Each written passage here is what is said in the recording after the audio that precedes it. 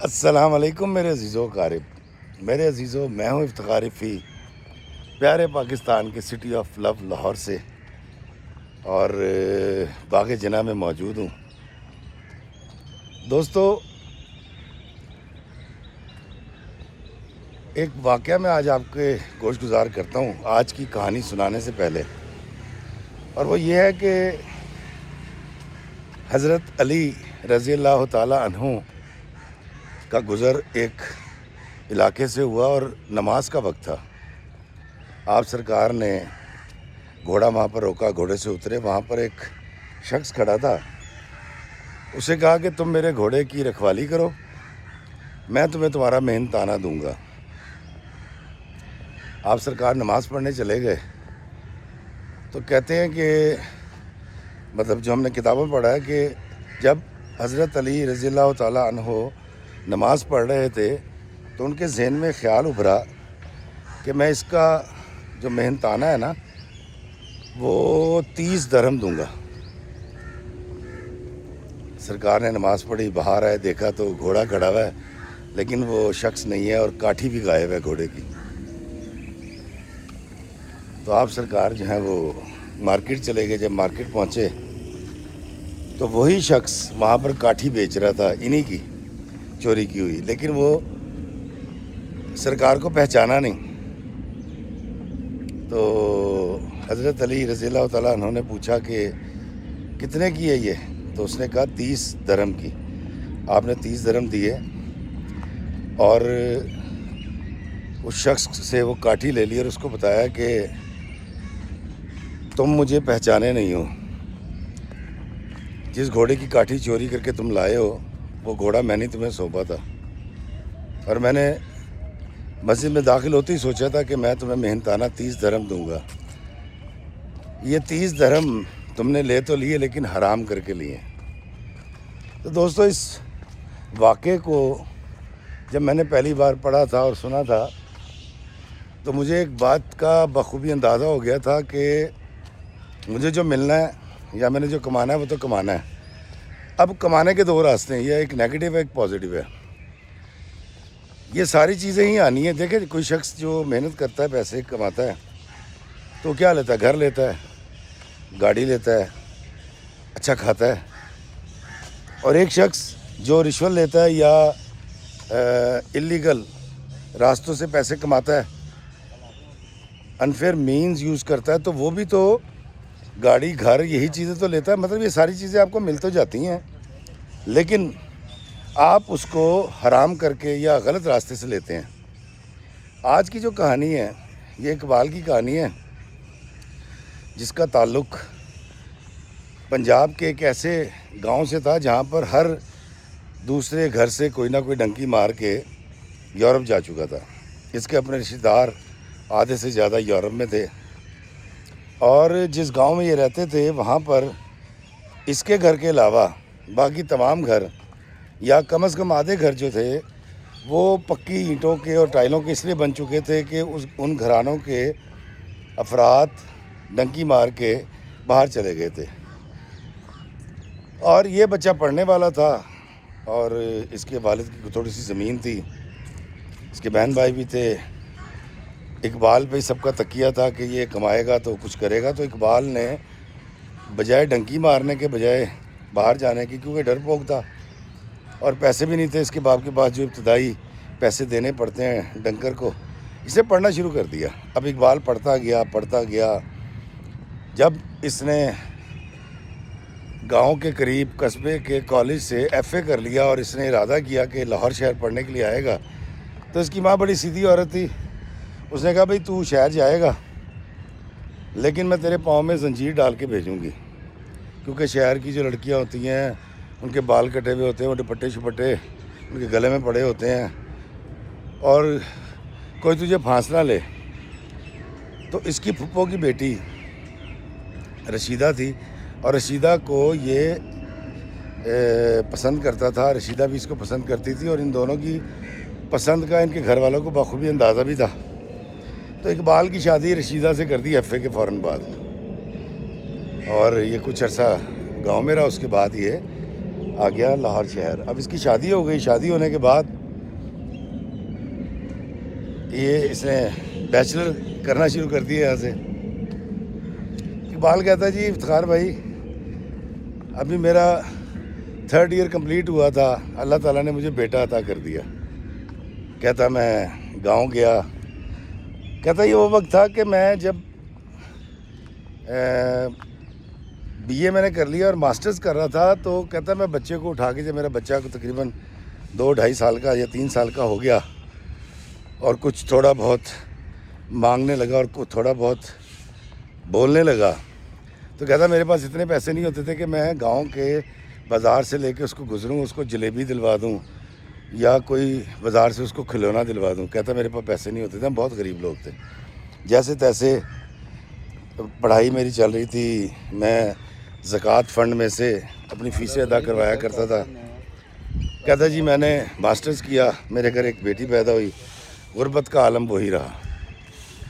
کہتا جب میں نے MA کر لیا اور MA انگلش کیا, اور کہتا ہے MA انگلش کرنے کے بعد جب میں نے پرسو کیا اپنے کریئر کو, تو کہتا تب مجھے پتہ لگا یار FA BA MA تو کوئی تعلیم ہی نہیں ہے. کہتا بڑی معمولی سی نوکریاں لگ رہی تھیں جہاں بھی لگ رہی تھیں, اور کلیریکل سٹاف یا اس طرح کی کچھ اسسٹنٹ کی, اور کوئی زیادہ تنخواہ انوالو نہیں تھی اس کے اندر.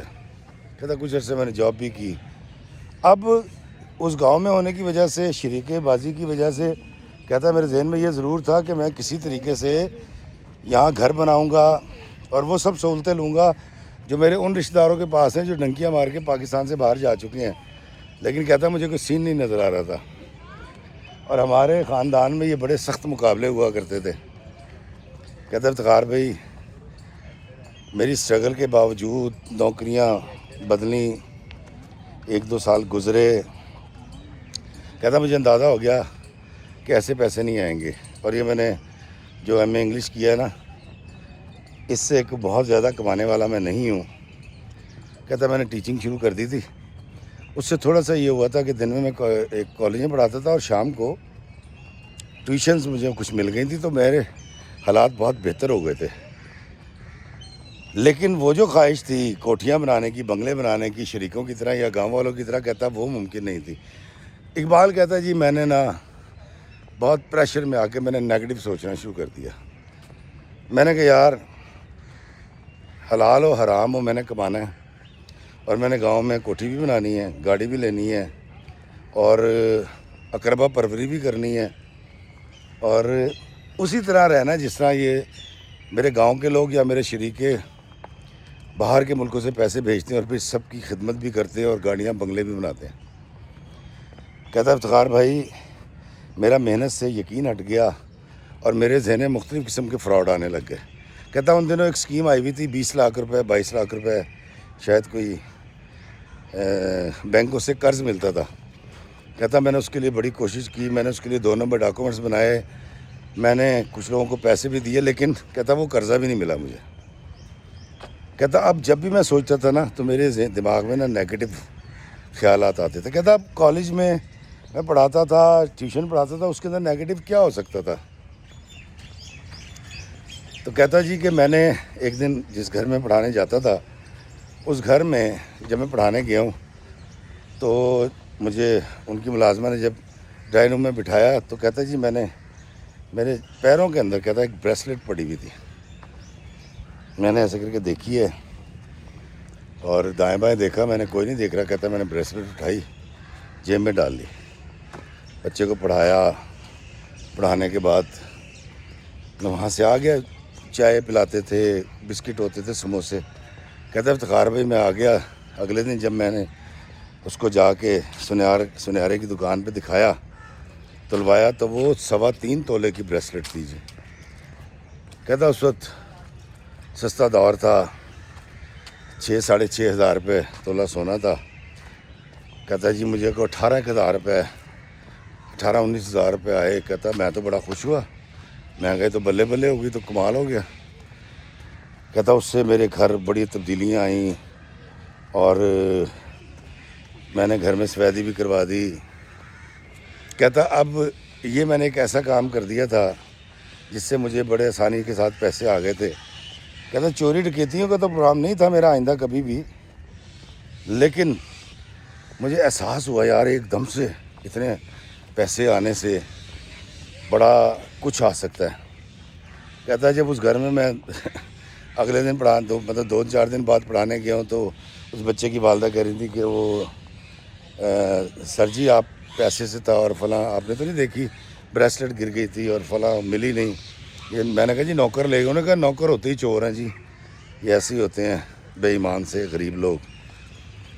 کہتا تب مجھے یہ بھی اندازہ ہو گیا کہ اچھا بات دب گئی ہے اور ختم ہو گئی ہے۔ کہتا افتخار بھائی وہ جو ہمارے پرنسپل صاحب تھے کالج کے، وہ ایک بوڑھے آدمی تھے اور سن کی قسم کے بوڑھے آدمی تھے، ہر بات کو کریدنا، لمبا کرنا اور بحث کرنی، اس میں اس کی پرتیں کھولنی، کہتا ان کی عادت تھی اور ہم ان کے عادی تھے۔ کہتا میں جب گاؤں جاتا تھا تو مجھے وہ ساری بڑی بڑی بلڈنگیں، ان کی گھر بہت تنگ کرتے تھے، ان کی گاڑیاں دیکھتا تھا۔ کہتا میں نے جیسے تیسے ایک موٹر سائیکل جو ہے نا وہ خرید لی تھی، جو میں وہیں چھوڑ آیا تھا تاکہ کم سے کم وہ دیکھیں ہمارے گھر میں موٹر سائیکل ہے، لیکن وہ جو خواب تھا محلات بنانے کا وہ پورا نہیں ہو رہا تھا۔ تو کہتا میری بیوی میں مجھ میں بڑی محبت، یہ اللہ کا بڑا کرم تھا، لیکن یہ میری سوچ جو میرے ساتھ چل رہی تھی، میں کسی سے شیئر تو نہیں کرتا تھا، لیکن مجھے تنگ کرنا شروع ہو گئی۔ تو کہتا جی میرے ساتھ ہی ایک ٹیچر تھے بڑے اچھے، سر اسد، کہتا سر اسد سے میں نے بات کی کہ یار ہماری کیا زندگی ہے، ہم ٹیچنگ کرتے ہیں، ہم نے ڈگریاں لی ہیں، ہمیں اتنی زیادہ انکم بھی نہیں ہوتی، کالج والے چاہتے ہیں کم سے کم میں ٹیچر رکھ لیں، شام کو ٹیوشن پڑھانے جاتے ہیں تو وہ چاہتے ہیں کم سے کم میں ٹیوٹر مل جائے، لیکن ہمیں تو پیسوں کی بھی ضرورت ہوتی ہے۔ تو کہتا وہ مجھے اکثر سر اسد جو ہے وہ سمجھاتے تھے کہ نہیں یار اللہ خیر کرے گا، وہ راستے بنا دیتا ہے، اور ابھی تو شروعات ہے۔ کہتا جی میں 28-29 سال کا تھا اس وقت، سر اسد بھی کہتا میرے جتنے تھے۔ تو کہتا ایک دن ایک لڑکی آئی مہرالنساء، وہ ہمارے پرنسپل سے آ کے ملی، جب گاڑی داخل ہوئی ہے کالج میں نے دیکھی، بڑی خوبصورت گاڑی، اس سے ایک بڑی فیشنیبل سی لڑکی اتری ہے جو میری ہم عمر ہوگی، پرنسپل کے کمرے میں چلی گئی۔ اس کے بعد تو میں نے اس کو دیکھا تو میں نے اسد سے کہا، میں نے کہا دیکھ یار کیا گاڑی، یہ والی گاڑی ہونی چاہیے کی گڈی کی ہے۔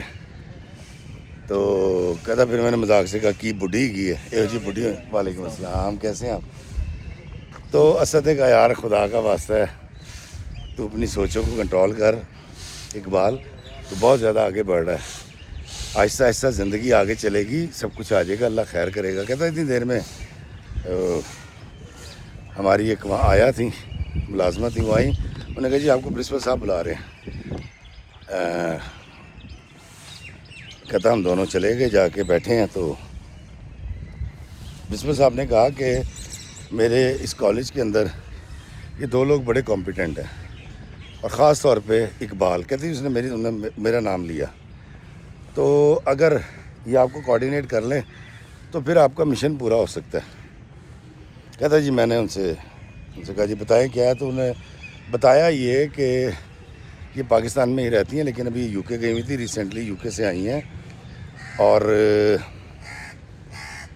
مہرالنساء ان کا نام ہے، اور مہرو جو ہے وہ بچوں کے لیے اعلیٰ تعلیم کا بندوبست کرنا چاہتی ہے، جس میں بستے بھی یہ دیں گے اور ان کو کتابیں بھی یہ دیں گے، یونیفارم بھی دیا جائے گا، اور کچھ خرچہ کچھ اسٹیپنڈ جو ہے 400-600 اس کے گھر والوں کو بھی دینا، تاکہ وہ اس بچے کو پڑھائیں، کسی کام پہ نہ ڈال دیں۔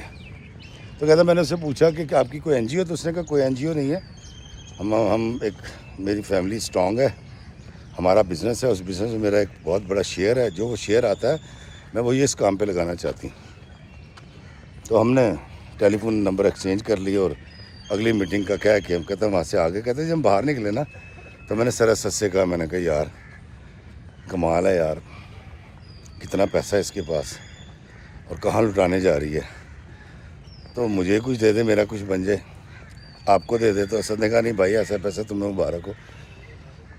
تو کہتا میں نے اسد سے کہا کہ کتنی پیسے والی ہے، اگر یہ مجھ سے شادی کر لینا تو میری زندگی بدل جائے، لیکن یہ مجھ سے شادی کیوں کرے گی؟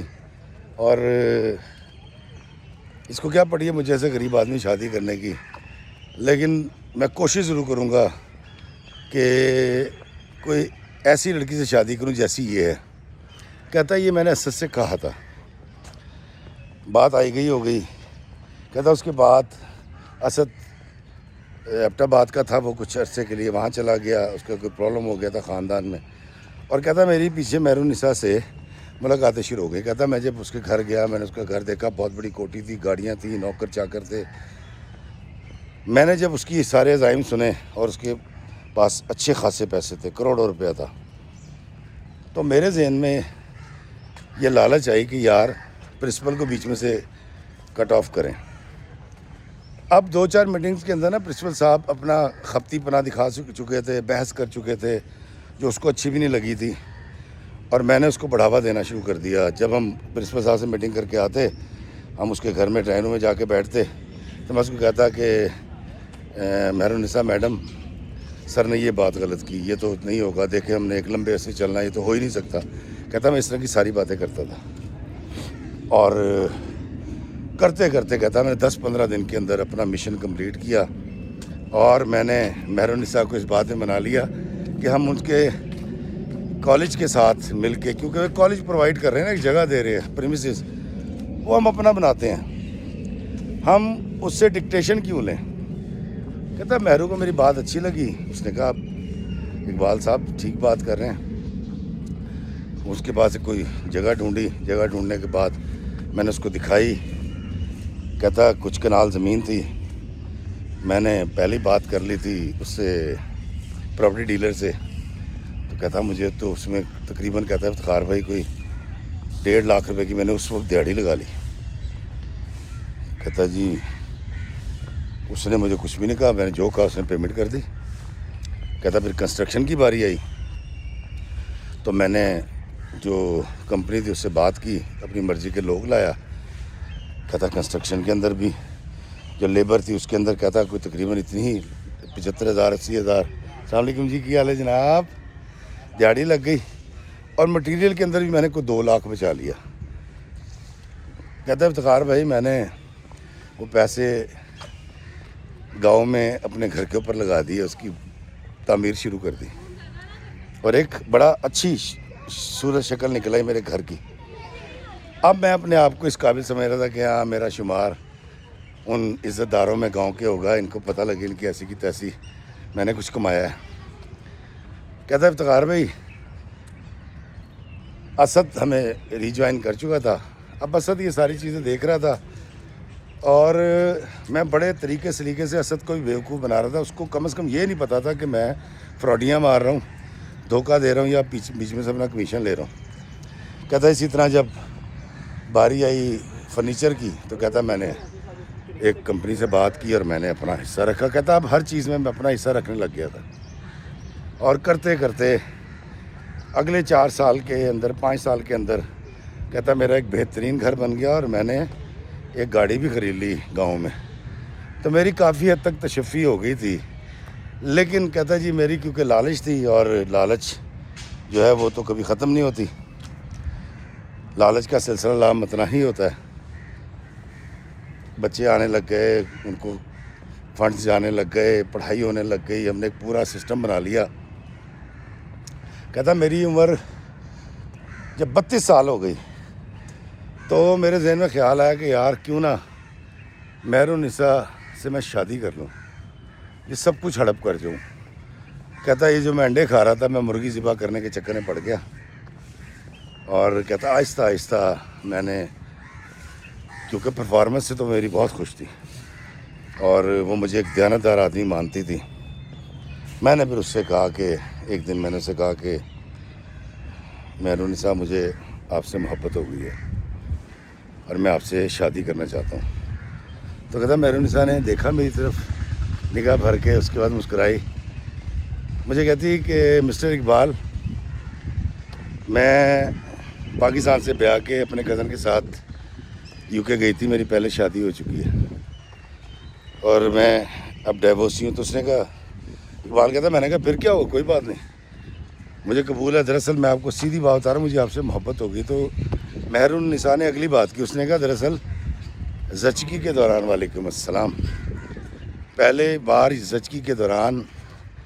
میری جو ایک ٹیوب ہے وہ ضائع ہو چکی ہے, تو میرے ہاں چانسز نہیں ہیں ماں بننے کے. اور مجھے جو میرے شوہر نے ڈائیورس کی اس کی وجہ بھی یہی تھی کہ اس کو اولاد چاہیے تھی, اور میں بدقسمتی سے اولاد پیدا نہیں کر سکتی تھی, چانسز کم تھے. تو وہ کہتا جی میں اندھے کو کیا چاہیے 2 آنکھیں. میں نے دل میں سوچا میرے تو آگے بچے ہیں گاؤں میں. تو میں نے کہا جی مجھے اولاد نہیں چاہیے, مجھے آپ کی محبت چاہیے. کہتا وہ ساری باتیں اس نے سنی اور وہ اٹھ کے گیٹ تک گئی ہے. اس نے گیٹ تک جانے کے بعد مجھے کہا ہے کہ میں آپ کو بڑی جلدی اس کا جواب دوں گی.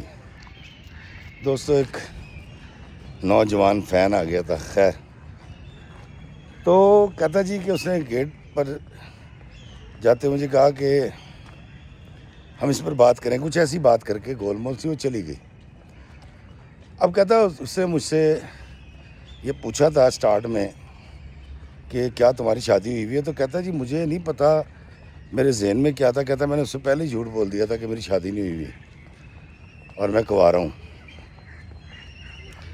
کہتا اس کے بعد 3-4 دن تک ہم اپنا اپنا کام کرتے رہے اپنے اپنے آفیسز کے اندر. کہتا 5ویں دن جو ہے اس کے ڈیڈی نے بلایا مجھے, میں گیا ہوں. اس کے بھائی بھی تھے, اس کی فیملی تھی, وہ بھی بیٹھی ہوئی تھی. تو انہوں نے کہا جی کہ ایسے ایسے اقبال صاحب مہر النساء نے ہم تک آپ کا میسیج پہنچایا ہے, اور کیا آپ شادی شدہ ہیں.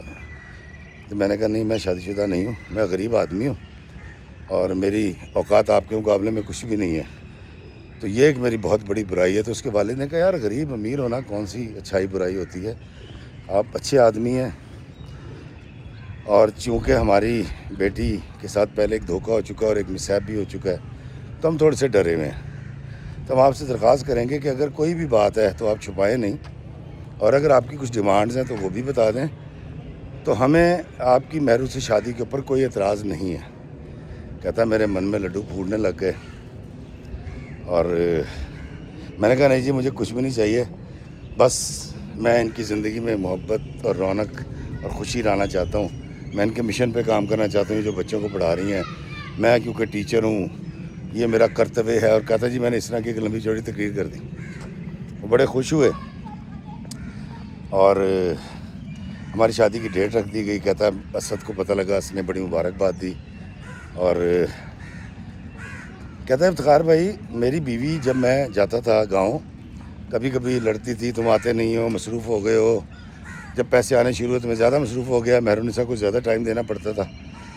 کہتا ہے جب میری شادی ہوئی ہے تو میں انہی کے گھر میں رہنے لگا, انہی کی گاڑیاں استعمال کرنے لگا. کہتا بڑے اعلیٰ درجے کے لوگ, بڑے خاندانی لوگ, انہوں نے کہتا میری بڑی عزت کی, بڑی توقیر کی. کہتا میں 20-25 دن نہیں گیا. جب کہتا میں گاؤں گیا ہوں تو میری بیوی نے ایک دفعہ بھی نہیں پوچھا کہ تو آیا کیوں نہیں. کہتا بہرحال بات پہ لڑتی تھی, اب بڑی اچھی ہو گئی تھی. میں کہا یا اللہ کمال ہو گیا, ایک طرف اتنی امیر بیوی مل گئی جو مجھے بھی امیر کر دے گی, ایک طرف یہ جلی مجھ سے جھگڑے کرتی تھی یہ ٹھنڈی ہو گئی. کہتا یہ معاملہ چلتا رہا, میں ان کے ساتھ پیسے نکالتا رہا, اور اس کے بعد مجھے جو بھی پیسے چاہیے ہوتے تھے, جتنے بھی چاہیے ہوتے تھے, اکاؤنٹس میرے پاس تھے. کہتا افتخار بھائی میں نے یورپ اور UK والوں سے بڑی کوٹھیاں بنا لیں. کہتا میں نے گاڑیاں لے لیں, میں نے وہاں پر غریبوں کی شادیاں کروانی شروع کر دیں. کہتا اننے واہ پیسہ تھا جو میں خرچ کرتا تھا, مجھے کبھی میری بیوی نے روکا نہیں. وہ بس یہ کہتی تھی کہ یہ جو ہمارا مشن ہے نا بچوں کو پڑھانے کا, ان کو ایجوکیشن دینی ہے, جب تک میں زندہ ہوں میرا ایک ایک پیسہ ان کے اوپر لگے گا. کہتا جی میں نے اس سے کبھی نہیں پوچھا اس کے بزنس کے حصص کتنے ہیں, شیئر کتنے آتے ہیں. کہتا مجھے تو صرف نکالنے سے غرض تھا, مجھے یہ نہیں پتا تھا کنویں میں پانی کہاں سے آتا ہے. میں ڈول بھرتا تھا, نکال لیتا تھا, اتنا پانی چاہیے. کہتا افتخار بھائی اس قدر اعلیٰ درجے کی میری بیوی, کہتا ہم نے مجھے باہر لے کر گئی, UK لے کر گئی. کہتا ہم دبئی ہو کر آئے, بڑے بڑے ہوٹلوں میں ٹھہرے, بڑا خوبصورت ہم نے ٹائم سپینڈ کیا. وقت گزرتا چلا گیا, میں لاہور کے معززین میں شامل ہو گیا، اور مجھے فیتہ کاٹنے کے لیے بلا لیا جاتا تھا اور تقریر کے لیے بلا لیا جاتا تھا، اور یہ جو ایجوکیشن کا مشن تھا یہ بڑی خوش اسلوبی سے چلتا رہا، اور ہمیں رزلٹس بھی آنے شروع ہو گئے کہ ہمارے بچے جو ہم نے ٹرین کیے تھے، پڑھائے تھے، اس میں سے جب لوگ انجینئرنگ پڑھنے لگ گئے اور ڈاکٹری پڑھنے لگ گئے تو ہم سب کو بڑی خوشی ہو رہی تھی۔ کہتا مہرالنساء نے میرے ساتھ 20 سال گزارے افتخار بھائی، اور وہ 20 سال ایسے تھے کہ لگتا تھا میری زندگی میں کوئی عورت نہیں ہے، میری دوست ہے، میری مددگار ہے۔ کہتا اسد کو میں نے نہیں چھوڑا، اسد ہمارے ساتھ رہا، اس کی شادی بھی مہرالنساء نے اپنی ہی ایک سہیلی سے کروائی، اور اس طرح کے ساتھ وہ بھی بڑا بہتر ہو گیا تھا معاشی طور پہ۔ لیکن ہم یہ گروپ کام کرتا رہا۔ کہتا ہے افتخار بھائی مجھے مہرالنساء نے کبھی ایک بار بھی یہ نہیں کہا کہ مجھے گاؤں لے کے چلو، مجھے اپنے رشتہ داروں سے ملواؤ۔ میں بڑا حیران ہوتا تھا کہ یار اگر یہ مجھے کہے لے کے جا تو میں کہاں لے کے جاؤں گا، اس کو سارے گاؤں والے بتا دیں گے کہ یہ تو شادی شدہ ہے۔ اور کہتا دوسری طرف میرے بچے بڑے ہوتے گئے۔ کہتا پھر ایک وقت ایسا آیا کہ میں نے اپنے دونوں بچوں کی شادیاں کی، اور ایسی شادیاں کی کچھ نکیت نہیں۔ کہتا ہم وہ گاؤں والا گھر چھوڑ کے اب ہم شہر میں شفٹ ہو چکے تھے، سوچ بدل گئی تھی، وہ لاگت بازی والی سوچ ختم ہو گئی تھی، اب آگے کی فکر رہنے لگ گئی تھی، اور سوٹ پہننا، بڑی گاڑیاں رکھنا، اور بڑے بڑے لوگوں میں جا کر گفتگو کرنی، لاہور کے بڑے بڑے کلبوں کی ممبرشپ، کہتا سب مجھے مہرالنساء کی وجہ سے ملی۔ اور کہتا ہے افتخار بھائی میں بڑا کامیاب دھوکے باز، ملمہ ساز، بازیگر، کہتا جی میں نے بڑے طریقے سلیقے سے دونوں بیویوں کو اپنی اپنی جگہ پہ رکھا، اس کی محبت میں فرق نہیں ہے، اس کے دل میں فرق نہیں ہے، اور دونوں کو کبھی نہیں پتہ چل سکا، اس کو بھی نہیں پتہ چل سکا کہ میں شادی شدہ ہوں، اور گاؤں والی بیوی کو نہیں پتہ چل سکا کہ میں نے شہر میں شادی کر رکھی۔ کہتا میں بڑا کامیاب کمینہ انسان، بڑا کامیاب دھوکے باز فراڈیا، اور میں بڑا معزز۔ کہتا میری سوچیں پاک ہوتی جا رہی تھیں، میرے اندر بڑی اور طرح کی تبدیلیاں آ رہی تھیں، لیکن میں یہ کبھی کوشش نہیں کر سکا کہ میں اپنی بیوی کو بتاؤں کہ میں نے شادی کر رکھی ہے پہلے سے، اور میں تجھے دھوکہ دیا اور میں تجھے لوٹا ہے۔ کہتے سارے معاملہ چلتے رہے زندگی میں نے جو چاہا وہ مجھے مل گیا۔ کہتا میں ایک نہایت خوش نصیب آدمی۔ کہتا اچانک میری بیوی کو کینسر ڈائیگنوز ہوا، اور یہ اسی ٹیوب کا کوئی مسئلہ تھا، اس کے اندر کچھ سویلنگ رہتی تھی جس کی وہ اکثر شکایت بھی کرتی تھی۔ کہتا کرتے کرتے ایک وقت آیا اور میری بیوی کو جو ہے وہ کینسر ہو گیا۔ کہتا اس کا علاج ہوتا رہا، اور ایک وقت آیا کہ ڈاکٹرز نے کہہ دیا کہ اس کے پاس ٹائم نہیں ہے، یہ نہیں بچے گی۔ کہتا افتخار بھائی مجھے ایک دن مہروں نے بلایا اپنے پاس، بٹھایا، اور بٹھا کے اس نے مجھے کہا کہ میرا وقت آ گیا، مجھے لگتا ہے اب نہیں تو کچھ عرصے کے بعد میں اس دنیا سے چلی جاؤں گی، لیکن میں تم سے کچھ باتیں کرنا چاہتی ہوں۔ تو کہتا جی میں نے بڑا روحان سا ہو گیا۔ کہتا خیر یہ تو وہ وقت تھا، میں اسے ڈرامہ نہیں کر رہا تھا، مجھے واقعی اس سے محبت ہو گئی تھی، اور میری زندگی میں اس نے کوئی رکاوٹ کبھی پیدا نہیں کی تھی۔ تو کہتا میں نے کہا ہاں بتاؤ کیا کہنا چاہتی ہو۔ دوستو ایک فیملی آ گئی تھی ملنے، ہاں اس کا جب ٹائم آیا مرنے کا قریب مہرالنساء کا، تو اس نے اس کو کہا کہ میرے پاس بیٹھ، میں نے تجھ سے کچھ بات کرنی ہے، پھر پتنی یہ وقت مجھے میسر آئے نہ آئے۔ اقبال کہتا میں اس کے پاس بیٹھ گیا تو مجھے مہروں نے کہا کہ میں نے سچ مچ تم پہ اعتبار کیا، میں نے تم سے محبت کی، اور میں نے تمہیں اپنے زندگی میں بھی اور مشن میں جو میں ایجوکیشن کرتا اسے پارٹنر رکھا، لیکن میں تمہیں آج ایک بات بتا دوں، اگر تم یہ سمجھتے ہو نا کہ تمہاری جو گاؤں والی بیوی ہے اس کا مجھے نہیں پتا، تو کہتی مجھے پتا تھا۔ اقبال کہتا ہے میں نے ایسے کر کے دیکھا اور میں حیران ہو گیا کہ ہیں. تو وہ مسکرائی اور بڑی تھکاوٹ چہرے پہ تھی. نکہات کہتی ہاں مجھے پتا تھا. تو میں نے کہا تمہیں کب پتہ لگا؟ شادی کے کتنے عرصے کے بعد؟ تو اس نے کہا میں نے شادی سے پہلے پتہ کر لیا تھا. کہتے میں نے اسد سر سے بات کی تھی اور اسد نے مجھے بتایا تھا کہ تم شادی شدہ ہو, تمہارے 2 بچے ہیں اور اس طرح تم گاؤں میں رہتے ہو. اس نے مجھے یہ بھی بتایا تھا کہ تم نے میرے بارے میں سے کمنٹ کیے تھے کہ یار یہ کتنی امیر ہے, اگر اس امیر زادی سے میری شادی ہو جائے تو میرے بارے کے نعرے ہو جائیں اور گاڑی اور بنگلہ اور سب کچھ دولت میرے ہاتھ لگ جائے. کہا تھا؟ کہتا ہے میں نے انکار نہیں کیا. میں نے کہا ہاں میں نے کہا تھا. تو اس نے کہا کہ مجھے یہ ساری چیزیں پتہ تھیں, لیکن دراصل میں ایک تو اپنا ایجوکیشن کا مشن کمپلیٹ کرنا چاہتی تھی, دوسرا میں تمہارے اندر کے اچھے انسان کو موقع دینا چاہتی تھی, تیسرا میں تمہیں یہ موقع دینا چاہتی تھی کہ تم دنیا کی ہر سہولت حاصل کر لو اور پھر تمہیں میں یہ پوچھوں کہ گاڑیاں بنگلے آ جانے سے کیا زندگی میں کوئی فرق پڑ جاتا ہے؟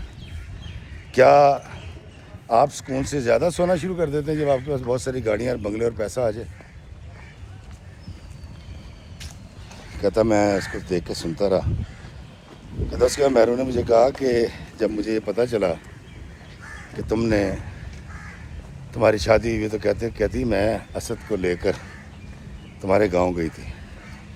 میں نے اسد کی فیملی کے ذریعے تمہاری بیوی کو ملنے کے لیے بلایا تھا اور میں نے اس کو بتایا تھا کہ تمہارا شوہر مجھ سے شادی کرنا چاہتا ہے اور وہ اس لیے شادی کرنا چاہتا ہے تاکہ وہ میرے پیسے سے تمہاری کفالت کر سکے. تو اگر تم اجازت دیتی ہو تو ٹھیک, ورنہ میں تمہارے شوہر سے شادی نہیں کروں گی. تو تمہاری بیوی کو جب میں نے ساری بات سنائی اور یہ بھی بتایا کہ میں طلاق یافتہ ہوں اور میں ماں نہیں بن سکتی, اور میں نے اس سے وعدہ کیا کہ میں مہینے میں 2 مرتبہ جو ہے نا اس کو تمہارے پاس بھیجوں گی. تو اقبال کہتا ہے کہ ہاں وہ مجھے زبردستی بھیج دیا کرتی تھی. کہتا میں کئی دفعہ ایک دن آ کے چلا جاتا تھا لیکن بھیجتی تھی. تو مہرو نے کہا کہ تم نے دیکھا نہیں جس دن تمہاری میری شادی ہوئی اس سے 10-15 دن بعد جب تم گئے تھے تو تمہاری بیوی نے تم سے جھگڑا کرنا, پوچھنا, سوال کرنا چھوڑ دیا تھا. تو اقبال کہتا کہ ہاں, بلکہ میں تو اس کو سمجھ رہا تھا کہ اللہ کی کرم نوازی ہوگی کہ میری بیوی جو پہلے تھوڑی بہت بحث بھی کرتی تھی وہ بھی اس نے چھوڑ دی ہے. تو مہرو نساء نے کہا کہ اس کو میں نے ہی سمجھایا تھا اور اس اللہ کی بندی نے میرا بڑا ساتھ دیا تم سے شادی کرنے کی اجازت دے کے اور تمہیں تنگ نہ کر کے. تمہارے گھر میں جو بیوی ہے وہ بہت بڑے ظرف کی ہے, بہت بڑی انسان ہے اور میں آج بھی اس کے ساتھ رابطے میں ہوں. اور صرف ایک تم تھے جس کو یہ نہیں پتہ تھا کہ تمہاری بیوی اور میرے درمیان رابطہ ہے, اور تم ہمیشہ یہ سمجھتے رہے کہ تم مجھے ایک خدمتگار مددگار بن کے ملو گے اور میں یہ سمجھوں گی کہ تم مددگار ہو. لیکن میں تمہاری نیت کو پہلے دن سے جانتی تھی. لیکن میرے ساتھ میرے کزن نے بہت بڑا دھوکہ کیا تھا اور پھر جب یہ صلاحیت مجھ سے چھن گئی کہ میں بچہ پیدا نہیں کر سکتی تو اس نے بڑا بے عزت کر کے مجھے نکالا تھا. دراصل مجھے واقعی تم سے ایموشنل بہت بڑی سپورٹ بھی ملی اور میں واقعی تم سے محبت کرتی تھی, آج بھی کرتی ہوں اور تمہاری اسی محبت کے اندر ڈوب کے مر جاؤں گی. لیکن میں نے کہا کہ جانے سے پہلے تمہیں یہ بتا دوں کہ تم نے جو چاہا تھا وہ تمہیں اللہ تعالیٰ نے دے دیا, لیکن تم نے اپنی طرف سے نیگیٹو کر کے لیا. میں تمہیں معاف کرتی ہوں, 1-1 روپیہ, 1-1 لمحہ, 1-1 رشتہ میں تمہیں معاف کرتی ہوں. لیکن یاد رکھنا کہ مجھے ساری کہانی کا پتہ تھا اور میں خود اس کہانی کا کردار تھی. تم مجھے سمجھتے تھے کہ کٹ پتلی کی طرح استعمال کر رہے ہو, لیکن میں تمہاری کٹ پتلی نہیں تھی, تم میرے مہرے تھے. کہتی کہ اقبال یاد رکھنا میں بڑے مضبوط اعصاب کی ہوں، اور یہ کمبخت بیماری اگر نہ آتی نا تو میں 100 سال تمہاری جان بھی نہ چھوڑتی، لیکن تم چلاک نہیں ہو، بہت احمق اور بڑے بے وقوف آدمی ہو۔ کہتی تم کیسے سوچ سکتے ہو کہ میں یو کے سے آئی ہوں، لاہور میں رہتی ہوں، میرا بھائی ہے، میرے ڈیڈی کا بزنس ہے، میں خود پڑھی لکھی ہوں، اور تم جہاں جہاں کٹ لگا رہے تھے، جہاں جہاں پیسے کما رہے تھے، ہم سب اندھے تھے، ہم بے وقوف ہیں، اتنی بڑی فلور ملز ہم چلاتے ہیں تو ہم بے وقوف ہیں۔ کہتی یہ سارا چانس میں نے تمہیں خود دیا تھا تاکہ تم اس حد کو پہنچ جاؤ جہاں تم کو بس یار بہت ہو گیا، اور پھر کبھی تم اپنے آپ سے سوال کرو کہ کیا زندگی کا یہ مقصد تھا جو میں نے گزارا، یا وہ مقصد جو مہر النساء لے کر آئی تھی اور اپنی زندگی کا سارا پروفٹ ان بچوں پہ لگا دیا جو استطاعت نہیں رکھتے تھے، مفلس تھے، غریب تھے، ان کو ایجوکیٹ کیا، ان کے گھر میں خوشیاں لے کر آئی، ان کی ڈگری ان کے رزق کا باعث بنی۔ کہتی ہے ضرور سوچنا اور آئندہ کبھی زندگی میں کسی کو دھوکہ نہ دینا، اور ہو سکے تو میرے سامنے نہیں لیکن اللہ کے سامنے رو کے نا اس کی معافی مانگ لینا۔ میں دعا کروں گی کہ اللہ تعالیٰ میری بابت تم سے کوئی مواخذہ نہ کرے، تمہیں کچھ سزا نہ دے۔ اقبال کہتا میں رو پڑا، ہم بہت دیر تک بیٹھے رہے، وہ روتے روتے سو گئی۔ کہتا جی فجر کا وقت تھا، میں وہاں سے نکلا، میں نے ہاسپٹل کی مسجد میں نماز پڑھی، میں گھر آ گیا۔ کہتا گھر آ کے میں سویا ہوں، 2 گھنٹے تک تو نیند نہیں آئی۔ کہتا 10:30 بجے جو ہے نا مجھے ایک ملازمہ نے جگایا اور اس نے کہا جی بی بی جی کی ڈیتھ ہو گئی۔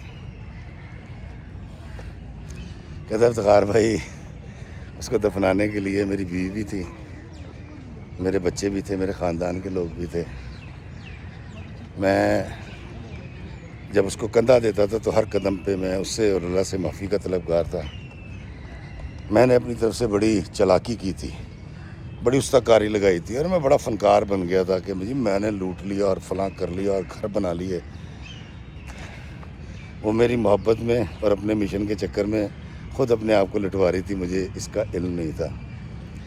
لیکن کہتا ہے افتخار بھائی اس کا ایک سوال جو میں آج اپنے آپ سے کرتا ہوں تو مجھے جواب 0 ملتا ہے، اور وہ یہ ہے کہ وہ اقبال جو شہر آیا تھا وہ بڑا خالص تھا، یہ اقبال جو اس وقت ارب پتی ہے، کروڑ پتی ہے، یہ ایک 2 نمبر سا خالی سا ہے، ڈمی سا ہے۔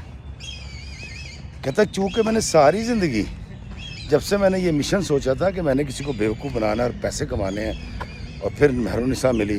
کہتا افتخار بھائی میں تو مشن اور سیاستیں اور چھپانا اور چھپ کے میسج کرنا، بیوی سے چھپ کے بات کرنا گاؤں میں، کہتا میں تو ساری زندگی احتیاطیں کرتا رہ گیا۔ کہتا میں جیا کب؟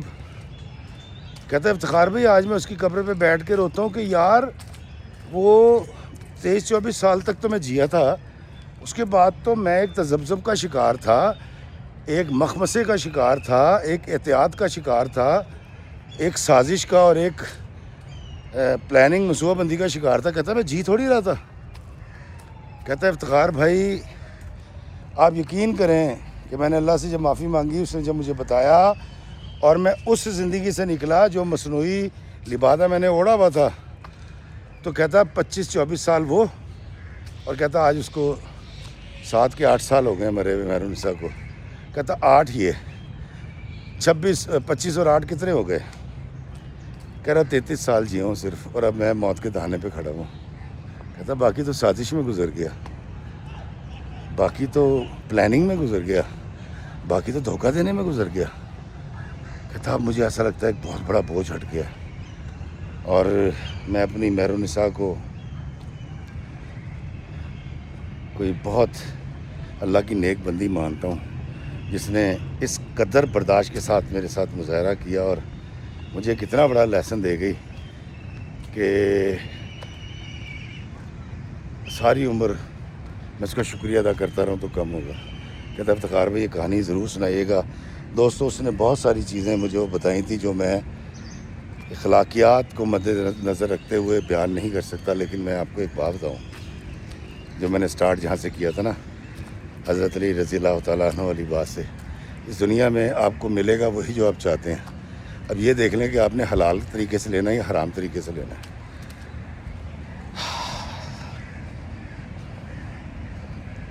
دوستو، باظرف ہونا بڑا ضروری ہے، امیر ہونا ضروری نہیں ہے. غریب ہونا کوئی بری بات نہیں ہے، بد اخلاق ہونا بہت بری بات ہے. اللہ تعالیٰ مجھے استقامت عطا فرمائے، دھوکہ نہ دینے کی توفیق عطا فرمائے، اور اپنے کریکٹر پہ کام کرنے کی توفیق عطا فرمائے. اللہ تعالیٰ مجھے اپنی تمام ضروریات حلال کے ذریعے پوری کرنے کی توفیق عطا فرمائے، نہ کہ حرام کے ذریعے. یار بڑی کمال کہانی تھی آج کی، ضرور کمنٹس میں بتائیے گا. اور آخر میں اس نے مجھ سے یہ پوچھا کہ افتخار بھائی، دوستوں مجھے اس لیے روکنا پڑا کہ ایک صاحب نے اونچی آواز میں ایک گانا لگا رکھا تھا، اور اگر وہ گانے کی آواز اس میں آ جاتی تو پھر اسٹرائک آ سکتی ہے، چینل بین ہو سکتا ہے. تو دوستو، یہ کہانی بڑی اور طرح کی کہانی، ایک باظرف عورت کی کہانی، ایک ایسا سچا اور اعلیٰ درجے کا سبق جو ہماری زندگیوں کو بدل دے گا. آخر میں صرف میں آپ کو بتا دوں، پھر دوبارہ کہتا ہوں، اس دنیا میں آپ کو وہ سب کچھ ملے گا جو آپ چاہتے ہیں. جو آپ باہر جانا چاہتے تھے کہ آج باہر نہیں بیٹھے تھے، جو گاڑی لینا چاہتے تھے انہوں نے گاڑی نہیں لی، جو بنگلے بنانا چاہتے تھے انہوں نے بنگلے نہیں بنائے، جنہوں نے فیکٹریاں لگانا چاہتے تھے وہ فیکٹریاں نہیں لگائیں، جو لوگ ڈاکٹر بننا چاہتے تھے کیا وہ ڈاکٹر نہیں ہے، جو جہاز اڑانا چاہتے تھے کیا وہ جہاز نہیں اڑا رہے آج. اللہ کے بندو، اللہ کی اس زمین کے اس راز کو سمجھ لیں کہ آپ کو یہاں وہ سب کچھ مل جائے گا جس کی طرف آپ چلنا شروع کر دیتے ہیں، جس کی آپ تمنا کرتے ہیں. دیتا اللہ ہے لیکن آپ کو مل جاتا ہے. تو ہلکان نہ ہو. بڑی گاڑیاں، بڑے بنگلے ہونے سے انسان کا ظرف بڑا نہیں ہوتا.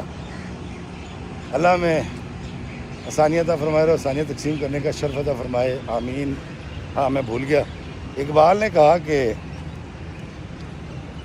اپنے دیکھنے والوں سے یہ ضرور پوچھیے گا کہ اس اعتراف کے بعد کیا میری کوئی عزت ان کی نظر میں بچی ہے یا میں ابھی بھی کمینہ کا کمینہ ہوں. السلام علیکم ورحمۃ اللہ وبرکاتہ.